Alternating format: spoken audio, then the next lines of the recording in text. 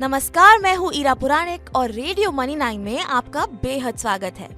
अब समय हो चला है हमारे पॉडकास्ट कॉर्पोरेट सेंट्रल का। शुगर कंपनियों के लिए क्या राहत की खबर आई है?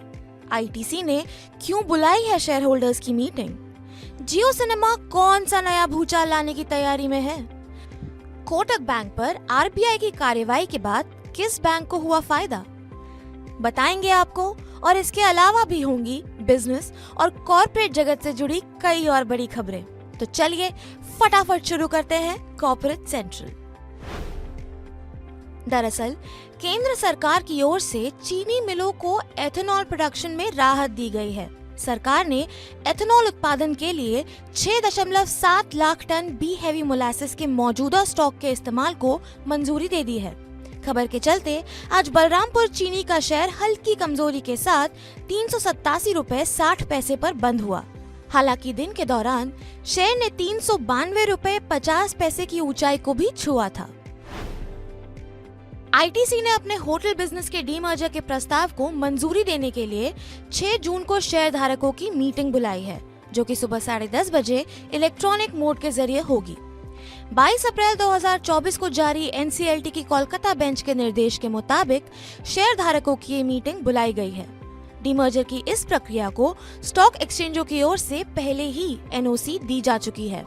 खबर के चलते आज आईटीसी का शेयर करीब 2% की बढ़त के साथ 437 रुपए 80 पैसे पर बंद हुआ।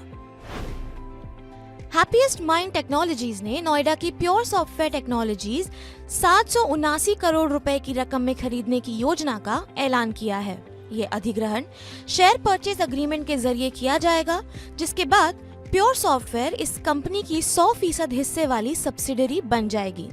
अधिग्रहण की खबर से आज हैप्पीएस्ट माइंड का शेयर करीब 1/4% की बढ़त के साथ 821 रुपए 55 पैसे पर बंद हुआ। हालांकि शेयर का इंट्राडे हाई 838 रुपए 65 पैसे था। बुधवार 24 अप्रैल को हुई ब्लॉक डील के जरिए कनेडियन पेंशन प्लान इन्वेस्टमेंट ने डिलीवरी के 2.04 करोड़ शेयरों की बिकवाली की है। 444.3 रुपए के दाम पर स्मॉलर कैप वर्ल्ड फंड ने 1.38 करोड़ शेयरों की खरीदारी की है। वहीं कैपिटल ग्रुप और फिडेलिटी इन्वेस्टमेंट्स भी खरीदारों की सूची में शामिल है। ब्लॉक डील की जानकारी सामने आने के बाद आज डिलीवरी के शेयर में करीब 3.25% की बढ़त के साथ 460 रुपए 50 पैसे पर कारोबार अंत हुआ। रिलायंस इंडस्ट्रीज के स्ट्रीमिंग प्लेटफॉर्म जियो सिनेमा ने 29 रुपए प्रति महीने का सब्सक्रिप्शन प्लान लॉन्च किया है। इतनी कम कीमत का प्लान लॉन्च करने से नेटफ्लिक्स और अमेज़न प्राइम जैसी स्ट्रीमिंग सर्विसेज के लिए कंपटीशन बढ़ गया है। इस प्लान को सिर्फ एक ही डिवाइस पर इस्तेमाल किया जा सकता है। इसके अलावा एक साथ 4 डिवाइस पर स्ट्रीम करने के लिए फैमिली प्लान भी लॉन्च किया गया है, जिसके लिए 89 रुपए प्रति महीने का भुगतान करना होगा। खबर के चलते आज आरआईएल का शेयर 0.5% से ज्यादा चढ़कर 2,917 रुपए 70 पैसे के स्तर पर बंद हुआ और शेयर का इंट्राडे हाई 2,935 रुपए 95 पैसे था। देश की सबसे बड़ी गैस मार्केटिंग कंपनी गेल ने ग्लोबल एलएनजी ट्रेडर बनने का लक्ष्य निर्धारित किया है, क्योंकि मार्केट में हो रहे विस्तार से बिजनेस के नए मौके खुल रहे हैं। 2030 तक कंपनी की अपने एलएनजी वॉल्यूम को 2 गुना करने की योजना है, जिसके तहत गैर भारतीय ग्राहकों को सेवाएं देने की भी कंपनी की योजना है। खबर के चलते आज गेल का शेयर करीब 1/4% की बढ़त के साथ 207 रुपए 95 पैसे पर बंद हुआ।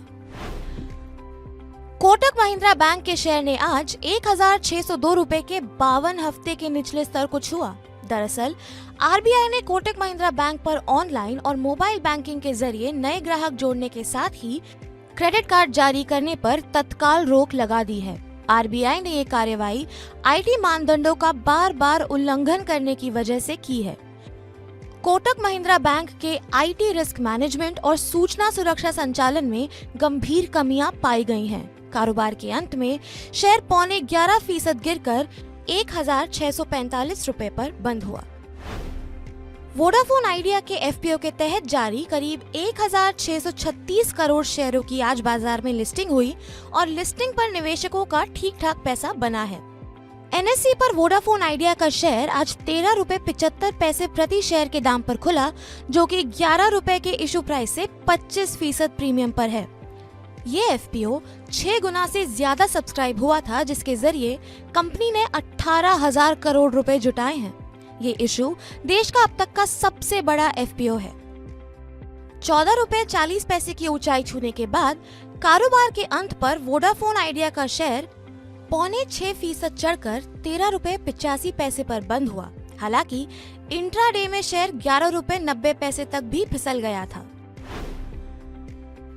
वित्त वर्ष 2023-24 की चौथी तिमाही के नतीजों के बाद एक्सिस बैंक के बोर्ड ने 55,000 करोड़ रुपए की पूंजी जुटाने को मंजूरी दे दी है। ये पूंजी कर्ज और इक्विटी जैसे कई इंस्ट्रूमेंट्स के जरिए जुटाई जाएगी, जिसमें विदेशी और घरेलू करेंसी में कर्ज भी शामिल होंगे। इसके अलावा 3.5 लाख करोड़ रुपए की मार्केट कैप के साथ एक्सिस बैंक देश का चौथा सबसे बड़ा बैंक बन गया है। खबर के चलते आज एक्सिस बैंक का शेयर 6% के उछाल के साथ 1,127 रुपए 45 पैसे के स्तर पर बंद हुआ। अब कुछ बात प्राइमरी मार्केट की। JNK इंडिया का IPO आज सब्सक्रिप्शन के तीसरे दिन 28 गुना से ज्यादा भरकर बंद हुआ।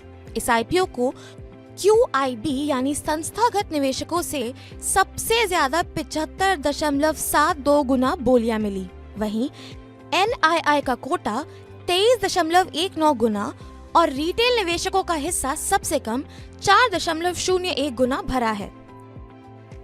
395 से 415 रुपए प्रति शेयर के प्राइस बैंड वाले इस IPO के जरिए कंपनी की 649.47 करोड़ रुपए जुटाने की योजना है। उम्मीद है कॉर्पोरेट सेंट्रल में पेश की गई सभी खबरें आपको पसंद आई होंगी। बाकी बिजनेस और कॉर्पोरेट जगत से जुड़ी और खबरों के लिए सुनते रहिए मनी 9 और डाउनलोड कर लीजिए हमारा मनी 9 ऐप। इस पॉडकास्ट को तैयार किया है हमारे साथी संदीप ग्रोवर ने।